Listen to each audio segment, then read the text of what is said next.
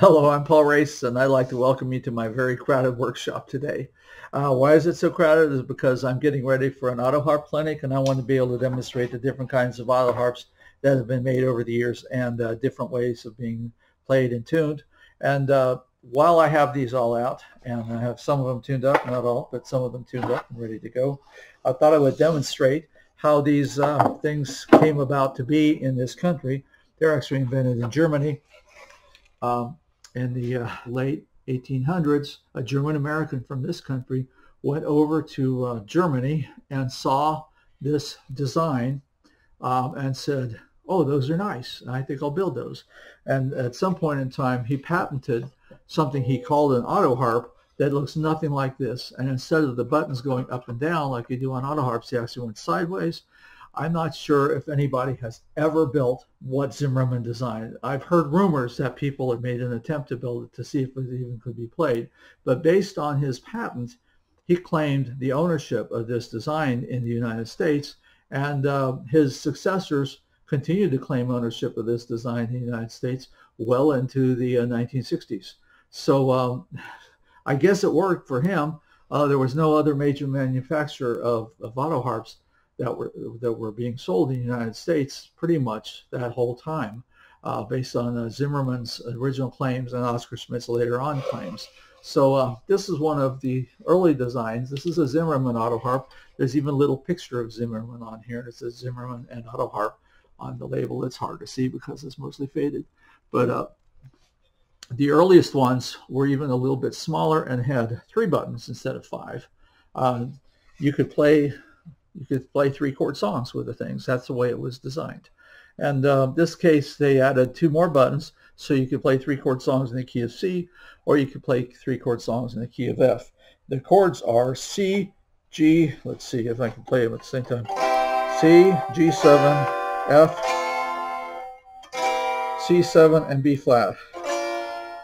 So typically, because of these guys, pretty much everybody that made these were German Americans. They kept trying to go into the flat realm, and so when they added chords from this point on, they added E flat and so on. They tended to go towards I hate to say it, polka-friendly keys, rather than what guitar players would consider to be country or bluegrass or folk-friendly keys. So some of the auto harps, a lot of buttons, and still not chords you could take to somebody's house if they were having a guitar jam. That's another story. But this way, so you had C and F, and later on they added the ability, they had an 8-chord version, they added the ability to play in G as well, but you can only play 3-chord songs. If you know the history of these things, they were being developed about the same time as Tin Pan Alley, and Tin Pan Alley was famous for having a lot of chord changes and things in their songs. But what C.F. Zimmerman was interested in was not necessarily selling musical instruments as much as promoting a notation style that theoretically you could read music and learn songs without ever actually having to read music.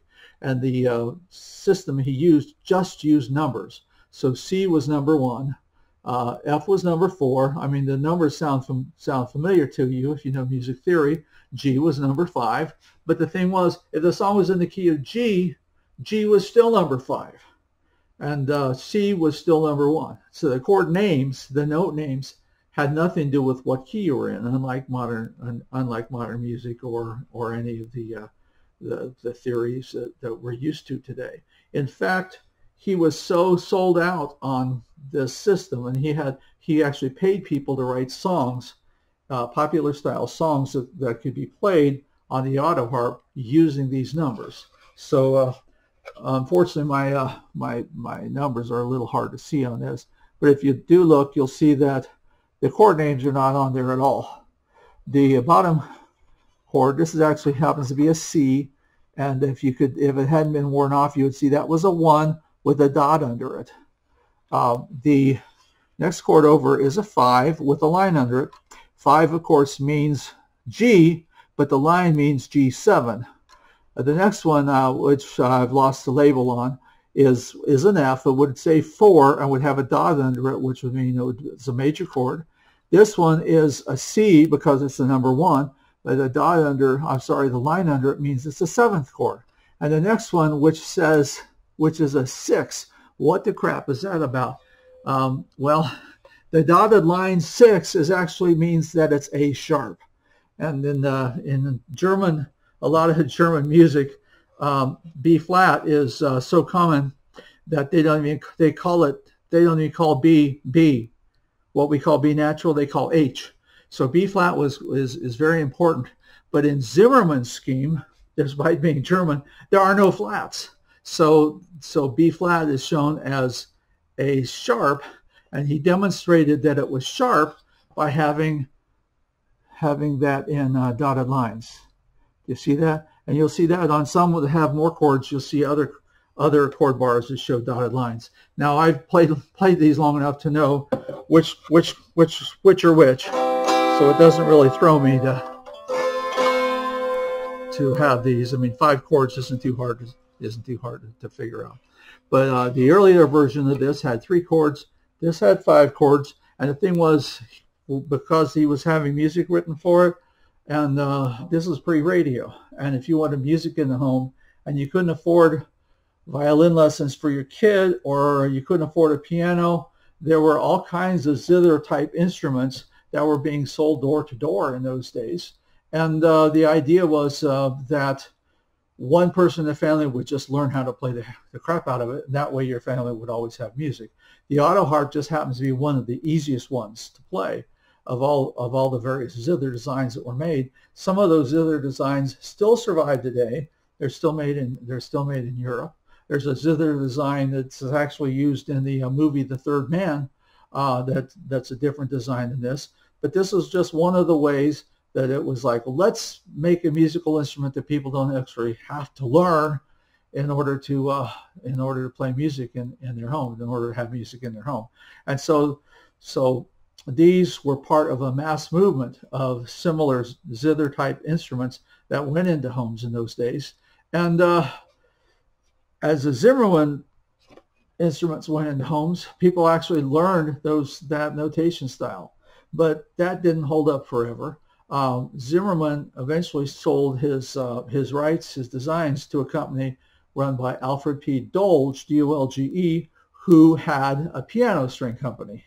And Dolge had been looking for a way to sell his product outside of just the piano market, because that was actually slowing down at that time. And he bought the Autoharp, and he decided that would be his claim to fame. And so he didn't change the name. He left the name Zimmermann. A lot of times you'll see Zimmermann Autoharp, but it was actually built in Dolge's factory. And nothing wrong with that. After Zimmermann sold his rights, he continued to design Autoharps that were sold by Dolge under the Zimmermann name. So there are some that are a little bit questionable about who made which. This is an example of I believe this is a Dolge instrument. It says Zimmermann, but Dolge never put his own name on these things. Some of them they did say made in Dolgeville, which they named the city after him because he brought so much work to the town. So he wasn't a bad guy. He had this idea that he was going to sell so many Autoharps that it would actually mean that the violin schools would close down, because everybody would be buying Autoharps. He didn't quite fulfill that vision. I just want to show you the slight difference in size between these two. This is a really handy one. I mean, if it wasn't an antique in danger of splitting at some point, I might actually take it around when I'm just running around and decide I need a musical instrument. This is an example again of the Dolge, and the 5-chord setup was so popular that they called it the favorite for a long time. Sometimes you'll see the favorite down here, sometimes it would be on the bottom part, sometimes it would be up here. But this is an example of what I believe is a Dolge Zimmermann label. Another one that Zimmermann designed and that Dolge manufactured is this model. Oh, by the way, this size of the 5-quarter is called a Model 2 3/4. So once in a while you'll see that turn up. Model 2 3/4, or the favorite. They're functionally the same. This one is the Model 7 and 7/8. Now, there was a Model 7, there was a Model 7.5, and so on. But this one caught on. It's an 8-chord version. You'll see that the 2 outside buttons are missing. That doesn't keep me from playing it. I still need to clean it up again. It's been a while since I cleaned it up. You see the lovely lady. On some of the early Zimmermans, this lady is actually topless once they started using these decals, but they couldn't keep that going. They decided to replace her with a picture of a lady that's actually covered more modestly. But this was a common decal on the late Zimmerman, early Dolge models of these, and the Model 7 and 7/8. That just flows off the tongue, doesn't it? Model 7 and 7/8 was the model that Sarah Carter started on. So in the very early pictures of the Carter family, you see her playing one of these, and again, you played it. You played it on your lap or on a table in those days. You didn't play it upright like I was just doing right now. And Sarah's Model 7 and 7/8 had also lost the outside buttons. So there were actually 6-button Autoharps that were being made. For a little while, they were very strange, peculiar devices. I've written a whole article about them. Hardly anybody bought them. There was a lot of maintenance issues to them. But people will claim that Sarah is playing one of those 6-button models. But instead, I totally believe every picture that I've seen, it looks like there's 8 chord bars and the outside 2 are missing. In the Country Music Hall of Fame right now is one of these, almost identical to the one I'm holding, that is credited as being one of her Autoharps. So I'm just going to continue to believe that I'm playing the same Autoharp.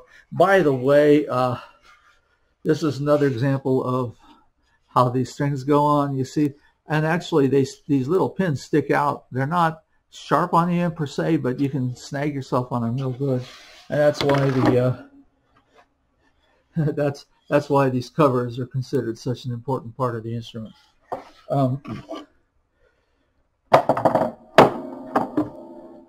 One of the instruments that was developed about the time Dolge went out of business was a larger version that had 12 chords, and that's this one. Now Dolge sold his company to Paramount. Paramount did not make these for very long. I don't know if they stayed in business or went out of business, but at any rate, all of these went away for a little while, and then Oscar Schmidt bought the line, and he registered the trademark. Now, the name Autoharp had been in common use already for 30 or so years, and other companies were building devices like this that they called Autoharps, but Oscar Schmidt, knowing that Zimmerman and Dolge had made the vast majority of these that were sold, he went ahead and registered as a trademark, which was frankly illegal. They were still calling them Autoharps in Germany, and they continue to call them Autoharps in Germany. But he was afraid that if he didn't register as a trademark, somebody else would come in and make Autoharps and call them Autoharps, and then he would have what he considered to be unfair competition. So at any rate, he registered a trademark. You'll see that on Oscar Schmidt instruments all the way, well, to this day. A few years back, somebody finally took that to court and said, no, you don't own the name Autoharp, and you never did. So what the trademark today that Oscar Schmidt has, the Oscar Schmidt company, has a trademark on the word Autoharp in script. And you see that script there. That's trademarked. But the name Autoharp is no longer trademarked. But I've actually had people yell at me because in an article I won't capitalize it because it's a generic name for a class of instrument. And people was like, no, it's got to have a capital A, or you're not doing it right. No, that's not true. So this is an Autoharp, and this is the Autoharp that dominated Autoharp industry from the 20s to the 60s. And it's called the Model 73. And instead of just having 8 chords like my Model 7 and 7/8 over there had, this has 12 chords. And it adds, it ironically adds chords that really don't make it all that much more useful. it adds an E7, which is if you're going to be playing in B flat or F or C, you're not really going to be using that E7 that much anyway.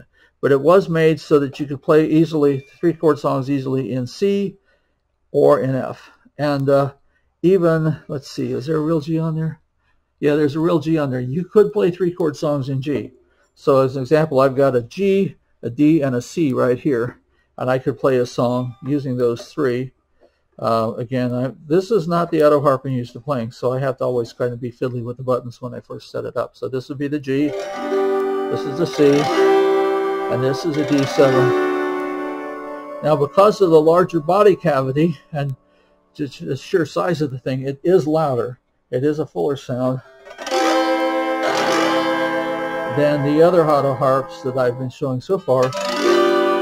In your living room, you might not even want something this loud.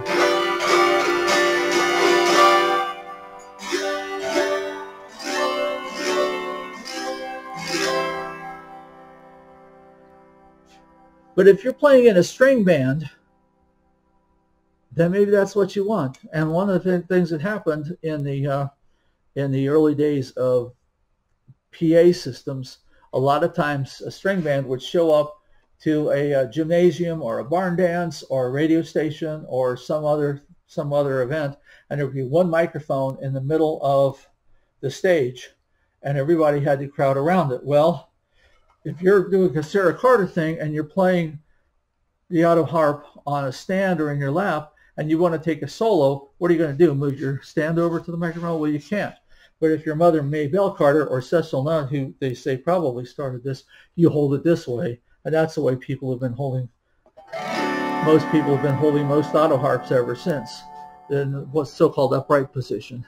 So that way, you could stand up with the thing, and you could move, you know, if you've ever seen the old-time bands, the banjo picker would move up to the mic, take a solo, and back off. The guitar picker would move up to the mic, take a solo, back off.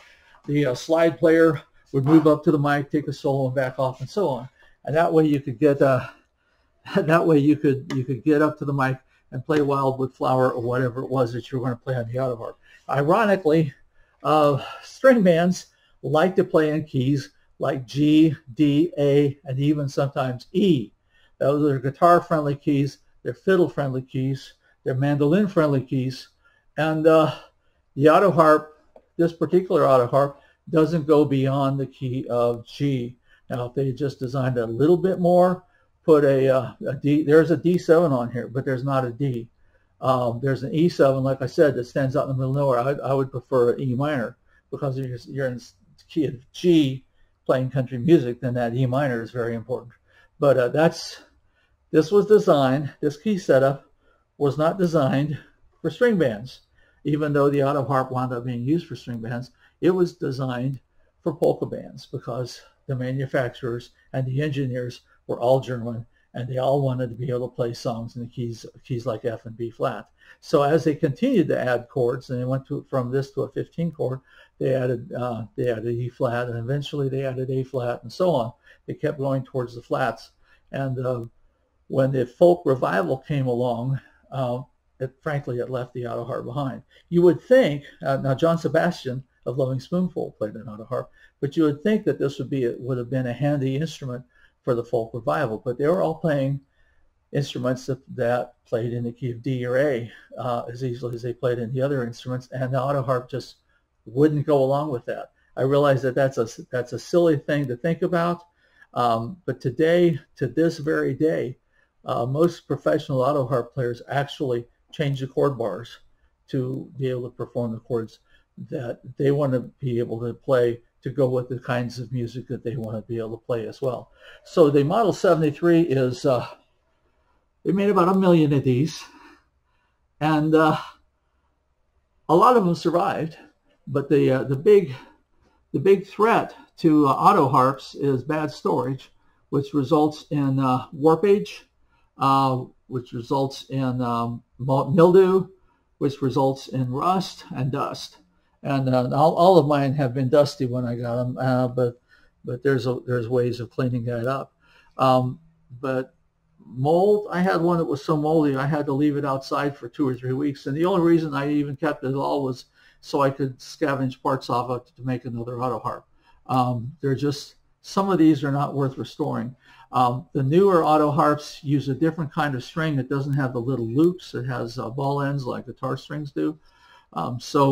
If you ever do decide to rebuild any of these old ones, you'll have to buy what they call the Type A strings. These are all Type A Autoharps. In fact, most people, when they say I've got a Type A Autoharp, what they mean is they've got a Model 73. The new Autoharps are called a Type B Autoharp, and they have a different string setup.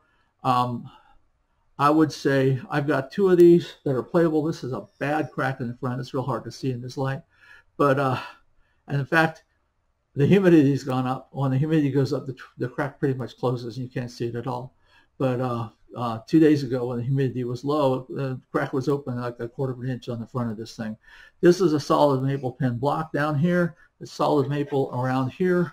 And so it's actually, the face doesn't contribute that much structurally to the instrument. I was afraid to tune it up for a long time because of the crack in the face. But when I finally did, it's like, oh, it just works just fine. And it sounds great. That said, I've got about 10 hours worth of work into this thing, cleaning it up and tuning it up and retuning and retuning and retuning and retuning. When you first tune an Autoharp that hasn't been tuned for a year or so, you'll need to tune it twice or 3 times before it settles in. But when you tune an Autoharp like this one that probably hadn't been tuned for 40 years, it took a while. So I'm just saying, a lot of times you'll see these come up and you go, oh wow, it's a music instrument. Actually, it's not a musical instrument until somebody's cleaned it, checked it over to make sure all the springs are there and all the pieces are there, that it's not missing so many strings you can't play it. And then somebody has got to tune it up. And the time and effort it takes to restore one of these, if you get one of these in really shabby condition, consider it a wall decoration. Because by the time, if you, let's say you had to buy new strings for it, strings are around $100 a set. If you had to pay somebody else to put them on, that's about another $100, $150 worth of labor. So you could very easily, if you got one of these, let's say it's grandma's, you found it in the attic, and oh, I love my grandma, so I want to restore this thing. You take it to the music store. You could very easily have $300 in restoring it. And in the meantime, there's 6 of them for sale on Facebook in your neighborhood of later models in playable condition for $200. So don't waste a whole lot of time. Don't do what I did with these. Waste a whole lot of time trying to bring these really ancient ones back from the dead if you don't necessarily know what you're doing or don't have a specific need for them. The newer Autoharps have 15 or 21 chords. If you get a 21 chord cheap that's in playable condition, just do that. And then later on you decide you want to be a collector or an archaeologist like I am, yeah, then you can start looking at the old ones. But anyway, this is a Model 73. When you see this, it's iconic. It's the one that they generally show with Mother Maybelle Carter. In fact, she brought it back from the dead in a sense, because hardly anybody was playing it by the time she started playing it with the Carter family. And they were so happy for her, they actually made a version that was gold, that was to honor her. And that was pretty. And once in a while you'll see that turn up. But the Model 73 hasn't been made since the 60s. And in another video, I'll show you the pieces that replaced it. And I hope that you've enjoyed this presentation and got something out of it. And thank you for spending some time with me. And I'll be back with more Autoharps not too much longer.